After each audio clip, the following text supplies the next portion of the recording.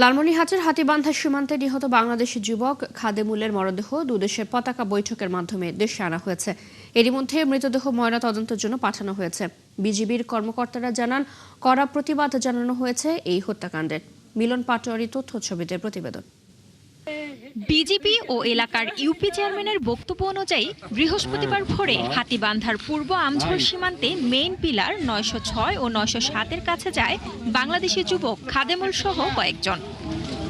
এক পর্যায়ে বিএসএফ এর কুচবিহার জেলা শীতলকুচি থানার সদস্যরা তাদের উপর গুলি চালায়। এতে গুলিবিদ্ধ হয় খাদেমুল এবং ঘটনাস্থলে তার মৃত্যু হয়।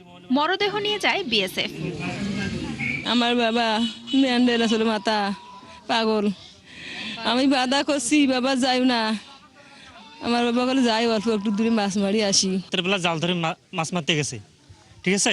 সেই সময় মনে করেন যে ভারত বাংলাদেশ যদি অ্যাডজাস্ট, সেখানে ভারতের মাটিতে পাড়া দেওয়ার কারণে তাকে গুলি করে হত্যা করা হয়। ও মাছ হয় যে কারেন্ট টেপাই বসাইছি, সে টেপাই ঝাড়তে গেছি, যেও বেটার গুলি দিছি। এই ঘটনায় প্রতিবাদ জানিয়ে বিএসএফকে চিঠি পাঠায় বিজিবি। পরে বিএসএফ বনচৌকি সীমান্তে নোম্যান্সল্যান্ডে অনুষ্ঠিত হয় পতাকা বৈঠক। খাদেমুলের মরদেহ হস্তান্তর করা হয় বিজিবির কাছে। এরই মধ্যে পুলিশ মরদেহ ময়নাতদন্তের জন্য পাঠিয়েছে। অফিসার ইনচার্জ সাহেব আমাকে পাঠায় দিয়ে দেখেন কি অবস্থা।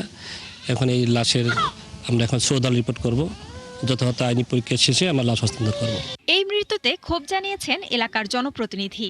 তিনি জানান, কারো কোনো অপরাধ থাকলে আইনের পথে এর বিচার হতে পারে, কিন্তু এভাবে গুলি করে হত্যা করা আন্তর্জাতিক আইন বিরোধী।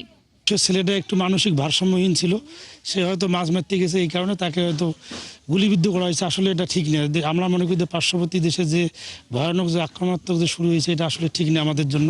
এদিকে বিজিবি জানিয়েছে, পতাকা বৈঠকে এই হত্যাকাণ্ডের কড়া প্রতিবাদ জানানো হয়েছে।